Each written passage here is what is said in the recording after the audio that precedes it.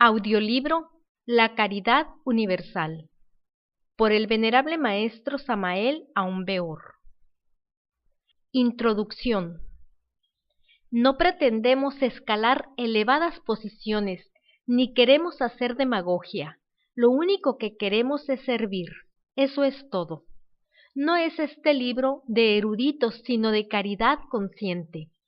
Habrá muchos sabios en el mundo, pero desgraciadamente en estos tiempos la caridad se ha enfriado. Queremos ser caritativos. Queremos cultivar ampliamente la caridad consciente. El movimiento gnóstico cristiano universal, la Acción Libertadora Americana del Sur y el Sivananda Advaita Ashrama se han unido para iniciar una nueva era entre el augusto tronar del pensamiento.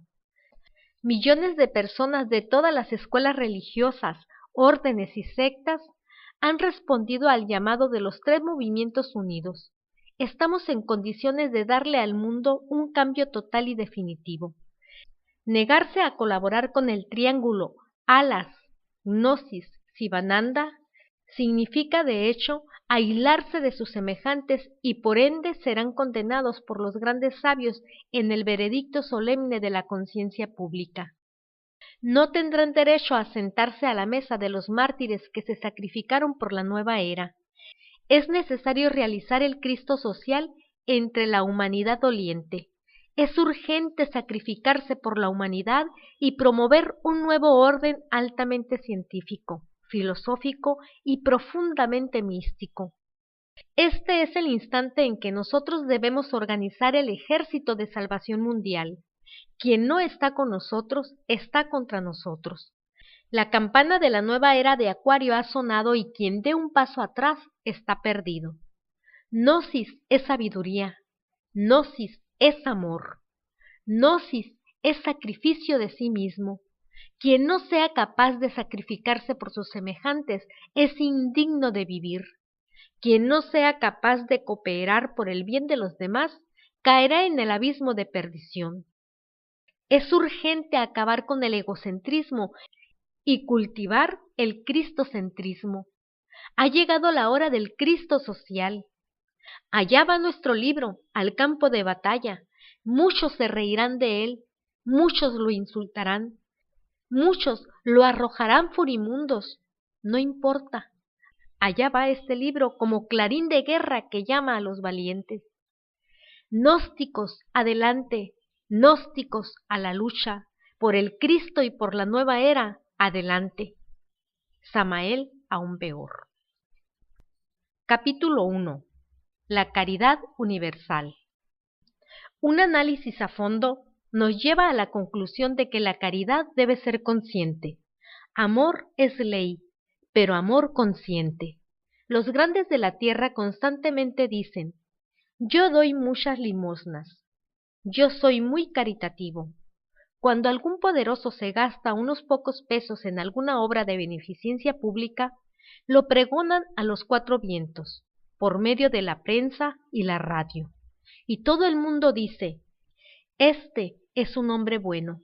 Sin embargo, a pesar de tanto pregón y de tanta propaganda, las calles de la ciudad están llenas de hombres que perdieron el empleo, de madres que se entregan por un pedazo de pan para sostener a sus hambrientos hijos, de lisiados que mendigan o que tratan de trabajar vendiendo loterías, periódicos, etc., para no morir de hambre, de padres de familia buscando trabajo, etcétera, etcétera, etcétera. Y sin embargo, se habla de caridad. Esa es la triste ironía del mundo. ¿Dónde está la caridad? Existe en el ser humano una tendencia fatal a considerarse siempre superior a los infelices de la vida. El banquero, el hombre de negocios, la dama elegante, pasan por la calle arrogantes, altivos, y cuando encuentran en su camino un paria de la vida, no lo miran, y si lo hacen es para arrojarle con soberbia una moneda. No quieren darse cuenta estos soberbios que el mendigo, el inválido, el hombre sin trabajo, la madre hambrienta, no son menos que nadie, que son iguales a nosotros, que son nuestros hermanos. Todos somos humanos y como tales formamos una gran familia, la familia humana. El dolor de cualquier ser humano afecta en una u otra forma a toda la familia. La caridad bien entendida significa el pleno reconocimiento de los derechos humanos. No es justo que unos pocos tengan la dicha de tener casa propia, lujoso automóvil, rentas, etcétera, etcétera, mientras la gran mayoría sucumbe de miseria. No es justo que la dama elegante goce en su mansión, mientras en la puerta se sienta cansada y hambrienta la madre pobre que clama un pedazo de pan. Todos somos humanos, sangre que corre por las venas del infeliz, corre también por las venas del poderoso. Es la misma sangre de la familia humana. Es absurdo mirar con desprecio a nuestros semejantes, a nuestros hermanos. Es ilógico considerar a otros como seres extraños. Nadie puede ser extraño en la familia. El poderoso ayuda al poderoso, el gobierno ayuda al ilustre y abandona al infeliz a su propia suerte. La sociedad actual necesita pasar por una verdadera y justa reforma social. Eso es el Cristo social. Necesitamos avivar la llama del espíritu con la fuerza del amor. Necesitamos desarrollar la comprensión creadora. Capítulo número 2. Las familias pobres. Hemos visto a infelices madres rodeadas de sus hijos hambrientos y desnudos, buscando por las calles papeles sucios para reunirlos y venderlos en ciertas fábricas por unas monedas para calmar el hambre. Nadie se compadece de ellos, ni los grandes señores, ni los políticos que tantas promesas hacen al pueblo. Hemos visto madres, niños desnutridos, miserables, devorar cáscaras de naranjas, desperdicios de comidas encontradas en las canecas de basura. Todo esto sucede mientras los grandes de la tierra lanzan a los cuatro vientos programas agrarios, promesas maravillosas sobre el tema del capital y el trabajo. Los políticos prometen, qué ironía de la vida, prometen, prometen. ¿Hasta cuándo tanta injusticia? Entre canales de aguas negras hemos visto en la Ciudad de México a estas pobres madres sumergirse para sacar el cadáver de un cerdo, de un ave de corral, ya en descomposición para calmar el hambre de su familia. Y sin embargo los políticos prometen, prometen. Para las familias pobres no existe más que desprecio. Los grandes de la tierra jamás se acuerdan de los infelices. Ellos no existen en su mente. Algunos gobiernos inventan asilos para familias miserables. Los pobres prefieren vagar por las calles con su miseria a cuestas antes de meterse en este nuevo tipo de cárcel. Tienen razón. La libertad es muy bella y es preferible morir de hambriento siendo libre que morir lleno entre una jaula. La vivienda campesina es para los trabajadores bien remunerados. Las casas granjas son para los empleados de la burguesía, para quienes pueden darse el lujo de pagar bien. Nosotros los gnósticos debemos luchar por estos infelices, debemos abrir comedores públicos para estos parias de la vida. Debemos luchar ante los gobiernos de la tierra para que estos pobres infelices tengan también su techo humilde pero limpio, airado, alegre. Un techo de libertad, no una jaula piadosa en cuya puerta esté escrita la palabra asilo. Debemos los gnósticos luchar por estos infelices. Vivir no es un delito. Estas pobres madres, estos pobres niños hambrientos, desnudos, también tienen derecho de vivir. Capítulo número 3. La ley del destino. En el ser humano existen dos factores perfectamente definidos: la personalidad y la esencia. Existe también la ley del destino, karma. Esta gran ley de causa y efecto controla la esencia, pero en forma relativa a la personalidad humana. Considerando las cosas de esta manera, resulta realmente muy difícil pronosticar a la generalidad de los seres humanos el porvenir. Del mismo modo que resulta aventurado pronosticar el futuro de una máquina loca sometida a la ley fatal de los accidentes. La personalidad se forma en el hogar, en la escuela, en el medio ambiente. Es el resultado de la educación, del ejemplo, de la costumbre, etc. La personalidad es el instrumento del yo. Otra cosa es la esencia del alma, la cual es anímica. Por lo común, el embrión del alma que todo ser humano lleva encarnado queda detenido en su desarrollo cuando el yo robustece a la personalidad. El yo es Satán en nosotros. Un yo fuerte y una personalidad extremadamente desarrollada son suficientes para detener el crecimiento de la esencia. La esencia es el embrión de alma que todo ser humano tiene encarnado. El hombre todavía no ha encarnado su alma. Es absurdo culpar de todas las miserias humanas a la ley del destino. No negamos la acción del karma, pero éste controla la esencia y relativamente a la personalidad. Podríamos decir que un 50% de las amarguras de este mundo son el resultado de accidentes. Echarle la culpa de todo al karma es absurdo. La miseria, el crimen, el robo son el resultado de nuestra falta de caridad.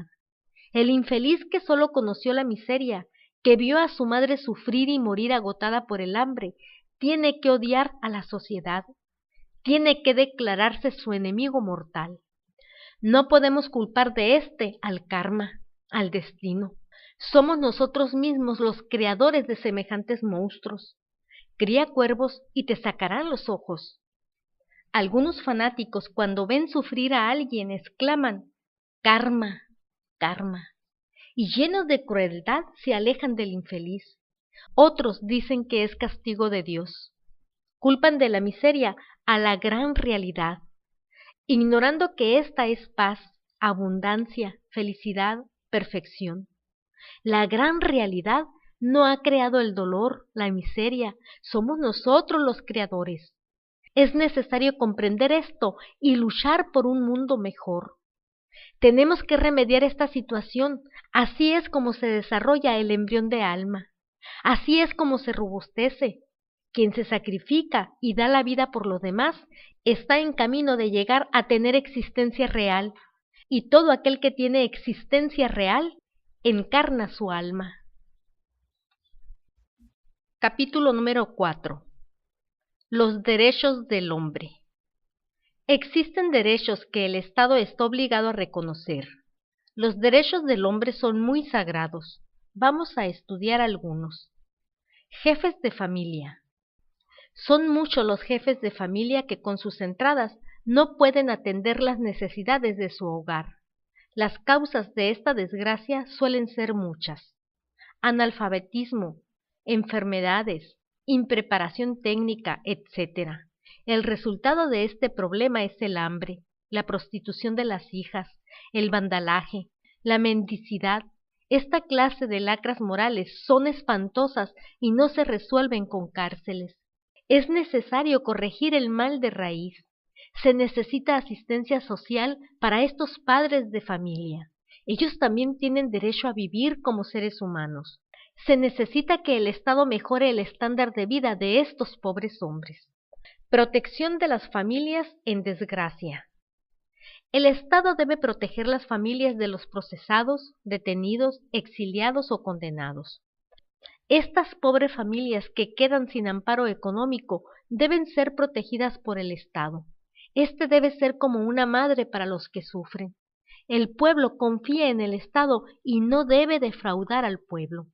Las familias en desgracia necesitan de la asistencia social inmediata y oportuna para evitar el delito. De lo contrario, tendrán que robar, prostituirse para vivir.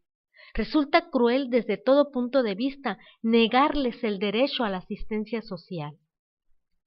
La familia inocente no tiene por qué pagar las consecuencias del delito del jefe, que muchas veces lo comete para salvar a su mujer, a sus hijos, a su madre o a sus hermanos. Personas enfermas que no pueden trabajar.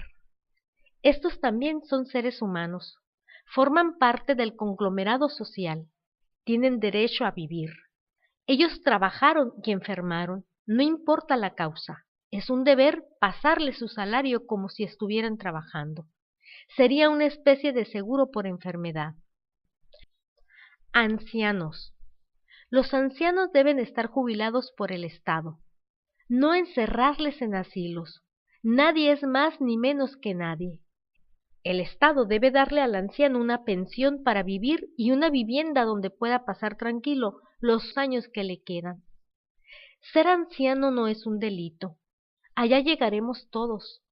El anciano necesita protección, abrigo y pan.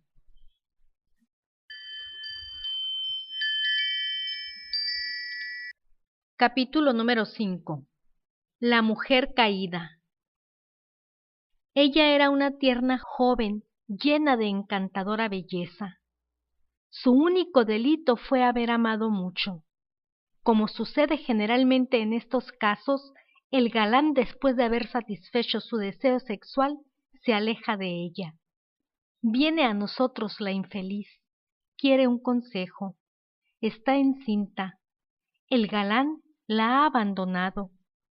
Le hizo promesas que no ha cumplido. Sus padres ignoran su estado. Ya no puede ocultar al hijo que lleva en sus entrañas. Si confiesa será arrojada de su casa. ¿Y la justicia? Es mayor de edad. Entonces, ¿qué hace? Está perdida. Mendiga por las calles. Busca el burdel, la barriada, el vicio. La mujer caída abunda en la vida urbana. Se le ve en los cabarets, en las cantinas, lamentando su desgracia entre copa y copa. Se le ve en las calles mendigando con el hijo entre los brazos. Cometió un delito que la sociedad hipócritamente no perdona: haber amado mucho. Los gobiernos de la tierra se ríen de estos casos. Nadie compadece a la infeliz. Lo único que hace la sociedad es arrojarla a la delincuencia. Nosotros pedimos piedad para la mujer caída.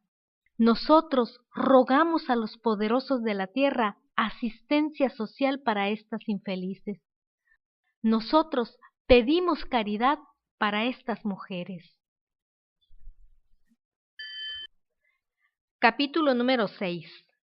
Asistencia médica y farmacéutica. Hemos visto a niños desnutridos y enfermos, a ancianos indigentes, a infelices ciegos, a pobres mujeres suplicando una limosna para comprar sus medicinas. Algunos le arrojan una moneda, u otros se alejan de la infeliz como de una mala sombra. No existe piedad para los enfermos pobres, y esto sucede en la civilización moderna. El Estado funda hospitales y cree que ya resolvió el problema de salubridad pública.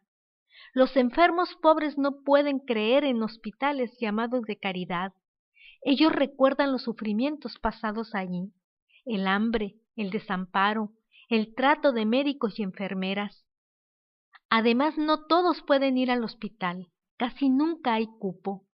Además, un padre, una madre de familia prefiere pedir limosna por las calles antes que abandonar a sus hijos. ¿Quién los cuidará? El Estado debe asistir a los enfermos.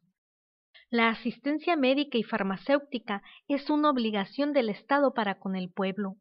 Los hospitales no resuelven este problema.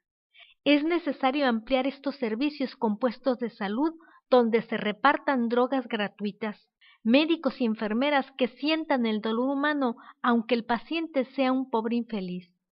Se ven casos insólitos. Conocí un trabajador en la Ciudad de México quien tuvo un accidente de trabajo. Mientras duró en el hospital no se le pagó su salario, dizque por no estar trabajando. Es doloroso que un trabajador, porque sufre un accidente de trabajo, se le niegue su salario. Ha llegado la hora de comprender que todos somos seres humanos y no bestias. Somos hermanos y debemos ayudarnos. Lucharemos por una asistencia médica y farmacéutica para el pueblo. Capítulo número 7. El derecho a trabajar. Cuando el ser humano llega al estado adulto, tiene el deber de trabajar. Desgraciadamente, al llegar a esta edad, vienen los problemas. El joven solicita empleo y todos se ríen de él. Venga mañana, venga dentro de 15 días. Cuando haya una vacante, le tendremos en cuenta. Así va pasando el tiempo y el joven se va angustiando poco a poco. Quizás su familia, su madre, sus hermanos tienen hambre y la única esperanza es él, su salario. Pero la sociedad lo rechaza. El joven cae al abismo del delito. Es indispensable para conseguir trabajo el padrino, la palanca, la cuña. Sin esto, sin las influencias, no hay trabajo para el pobre. Y el resultado no se hace esperar mucho tiempo. Aquel joven lleno de ilusiones, esperanza de su familia y de la misma sociedad, desesperado por el dolor, se lanza al delito, al vicio, al crimen.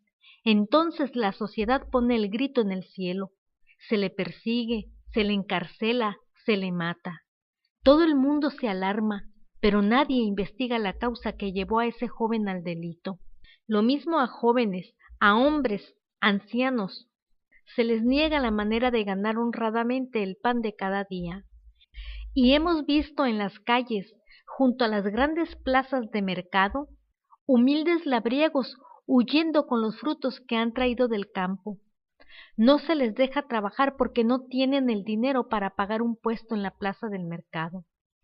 Ellos traen el maíz, el plátano, la papa, etc., para que vivan los habitantes de la ciudad. Se les niega un sagrado derecho, trabajar. El Estado tiene la obligación de velar por este derecho, porque trabajar no es un delito. Si los gobiernos quieren un pueblo sano, fuerte, un país rico, floreciente, tiene que proteger el trabajo. Capítulo número 8. Problema de la vivienda. El Estado debe invertir parte de sus fondos en fomentar la construcción de viviendas baratas.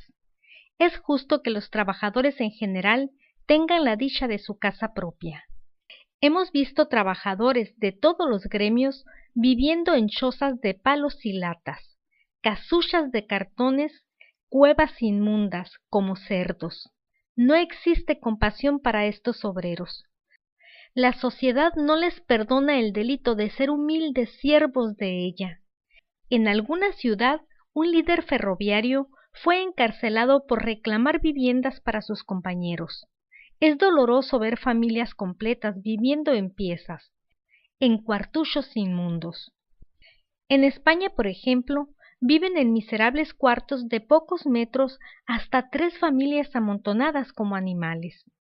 En otras partes se han inventado los llamados multifamiliares, que lo mismo que los rascacielos no solucionan el problema de la vivienda. Allí los niños no tienen espacio para jugar, para tomar el sol. Estos edificios no son más que gallineros, como si no hubiera tierra donde construir verdaderas casas. Y el resultado es fatal. Las enfermedades se contagian con suma facilidad, los niños se levantan débiles. Los poderosos de la tierra dicen: para que jueguen los niños existen los parques.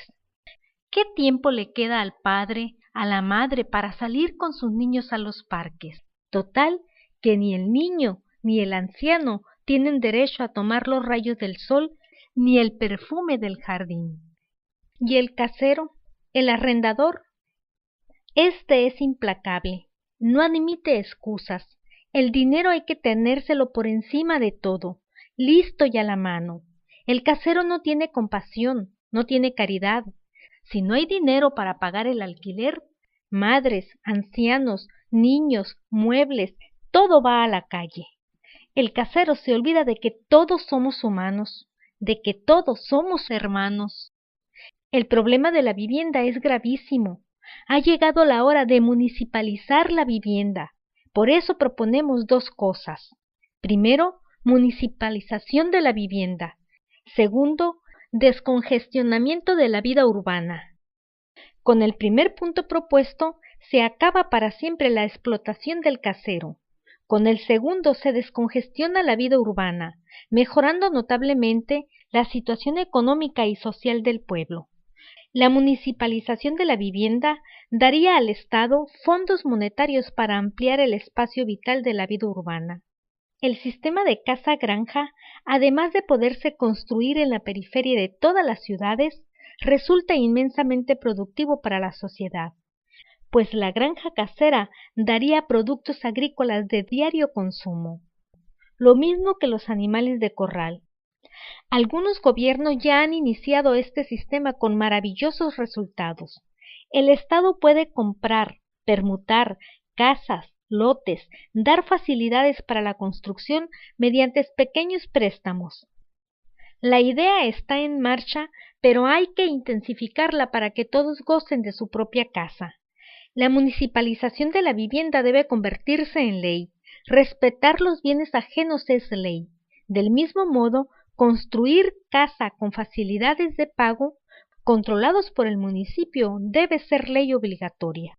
Ningún Estado debe ser indiferente ante el problema de la vivienda. En un Estado indolente y cruel no hay justicia. El Estado debe ser padre y madre para el pueblo.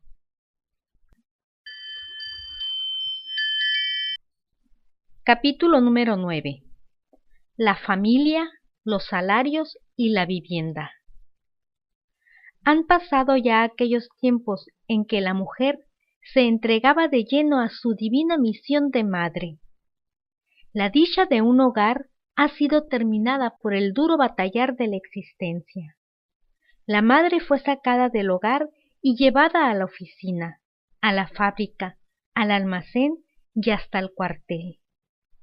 Los niños que antes pasaban las horas jugando con sus madres y gozando con sus ternuras, ahora son depositados como perros en casas especiales, donde una empleada los cuida mientras la madre trabaja. Estos niños ya no tienen hogar, esos tiempos pasaron. La desgracia llegó a las puertas del hogar y penetró en él. Muchos matrimonios ya no quieren tener hijos, y en verdad que la lógica está de su parte. ¿Para qué traer criaturas al mundo que no van a gozar de un hogar? Niños que serán cuidados por criadas y vivirán encerrados en cuartos como ratones. Ya el padre no gana lo suficiente para sostener su familia. Los salarios son bajos. La madre tiene que salir también a buscar trabajo para ayudar a su marido. Esta es la desgracia de nuestros tiempos.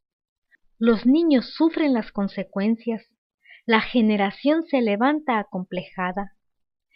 Al llegar a grandes, dicen: mi padre trabajó, mi madre no pudo criarnos bien porque también tuvo que trabajar.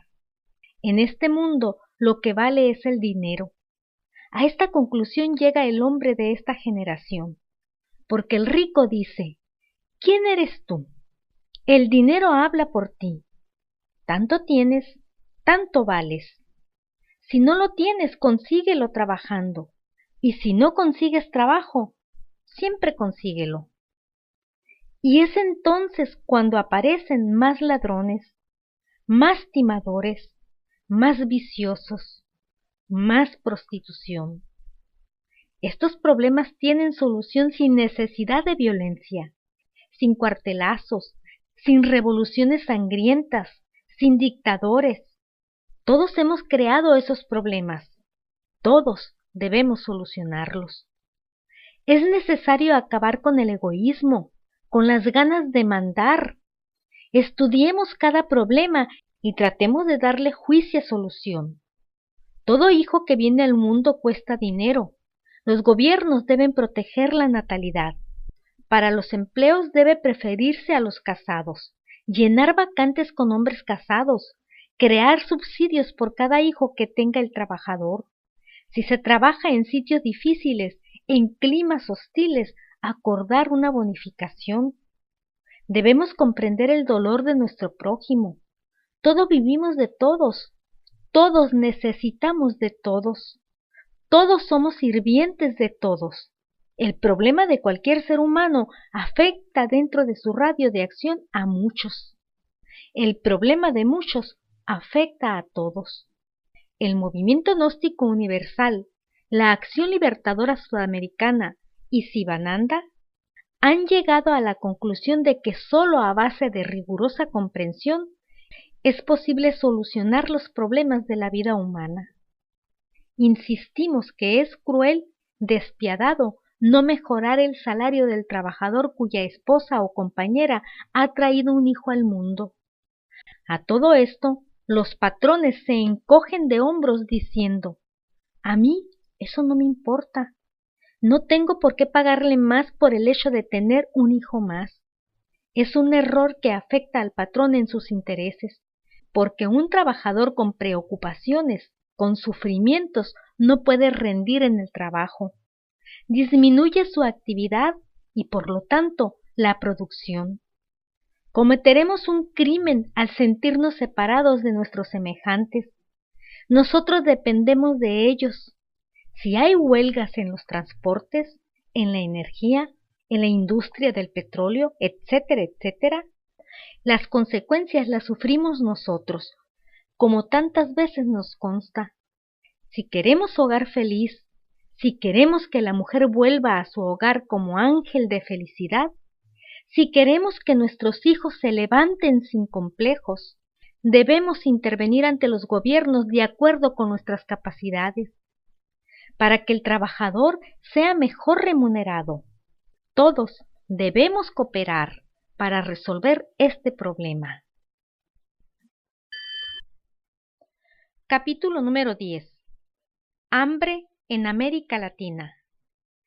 La América Latina está formada por países subdesarrollados. Por lo tanto, necesita de las grandes potencias. Podemos asegurar que Estados Unidos de América ha monopolizado los mercados de América Latina, pero el coloso del norte también necesita de nosotros, como nosotros de ellos. Los importadores latinoamericanos tienen que pagar sus mercancías de acuerdo con el patrón dólar, lo cual equivale al alza de los productos, ya que la moneda de estos países es baja con respecto al dólar. El comerciante no puede perder. Es su negocio. ¿Y quién paga las consecuencias de este desnivel monetario? El consumidor, el pueblo. De ahí la importancia de que se revisen los tratados comerciales, de que se busquen fórmulas a fin de que la moneda de los países latinos adquieran una mejor posición con respecto al dólar, porque es un hecho fuera de toda duda que los pueblos latinoamericanos sienten odio, resentimiento, inconformidad contra los Estados Unidos de América. Y al gran país del norte no le interesa rodearse de enemigos, de resentidos. Es necesario buscarle solución al problema sin egoísmo. Hay que cultivar el cristocentrismo. Solo así tendremos paz, abundancia, felicidad. Es necesario dejar el egoísmo y realizar el Cristo social. Capítulo número 11. Carestía de la vida. En coche rodamos por las calzadas del viejo país de los aztecas. Nos hallamos en la bella capital del antiguo Náhuatl. El chofer del taxi es un viejo alegre y locuaz. Las calles del gran mercado de la Merced, los almacenes de víveres están repletos de gentes que compran. El hombre del taxi comenta algo sobre la carestía de la vida y nos dice: vean estos almacenes, a ninguna hora están desocupados. Por estas calles circulan millones de pesos diariamente. Estos locales son carísimos y por lo tanto los comerciantes sacan el alquiler de sus productos, es decir, del consumidor. De ahí que los víveres sean tan caros. Le contestamos: así es, y hay que tener en cuenta los acaparadores. El campesino es quien menos gana. El producto pasa por muchas manos y cuando llega al consumidor trae todo el recargo. El coche se abre paso y el chofer continúa. Vean, los comerciantes han elevado un memorial al gobierno, solicitando intervengan en los precios del alquiler de los locales. Así afirman. Podrían vender a precios más bajos. Eso es claro, le respondimos. La municipalización de la vivienda de todos los locales comerciales traería el abaratamiento de la vida, porque el gobierno puede tener almacenes de depósitos de víveres para evitar acaparadores. Así el campesino recibiría el precio justo por sus productos. El expendedor vendería a precios controlados por el gobierno. No necesitamos del capitalismo ni del comunismo para vivir. Lo que sí es necesario es la comprensión. Capítulo número 12.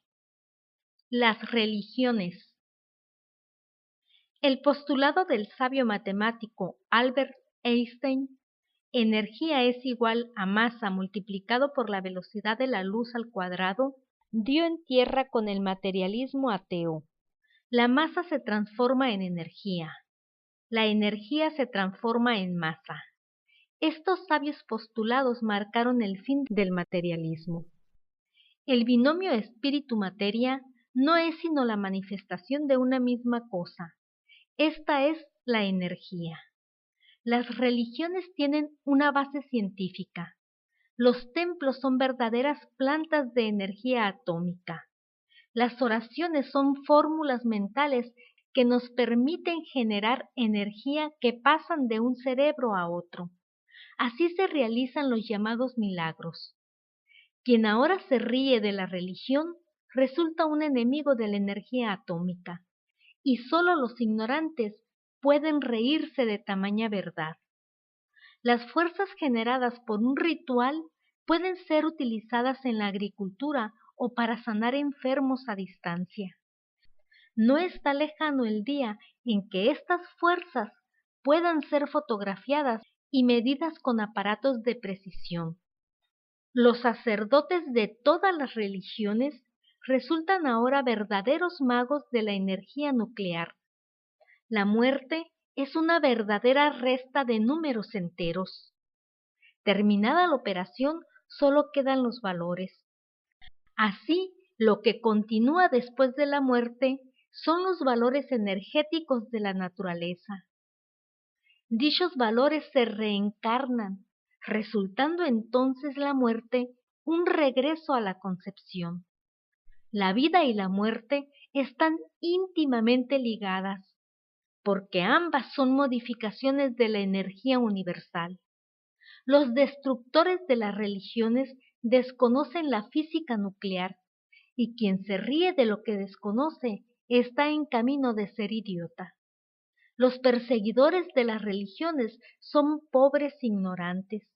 Quien critica la religión del prójimo comete un crimen contra la caridad universal. Las religiones son perlas preciosas engarzadas en el hilo de oro de la divinidad.